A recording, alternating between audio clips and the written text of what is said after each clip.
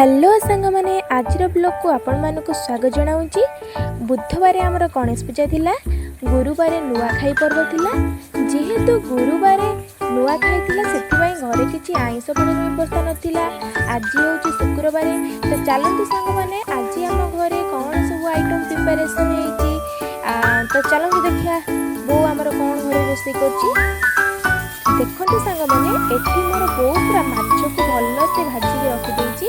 एपट side रे कढ़ई रे बैगन को पूरा चेकी चेकी रखी आ ता सहित टमाटर मध्ये गोटे पकई देछि। तो सांग माने पखाल सहित तो दी प्रकार आइटम हेले चलबनी। ता पाखरे मु आउ दी प्रकार साइड आइटम कली। एपट पूरा आलू को पूरा भल भाबरे भर्ता कर देली आ ता सहित टमाटर रो टिके पाग पानी व्यवस्था कली। टमाटर पूरा भल से दଳି देछि। तो पखाल संग केते रकम आइटम देखो बो मोर बाट देछि।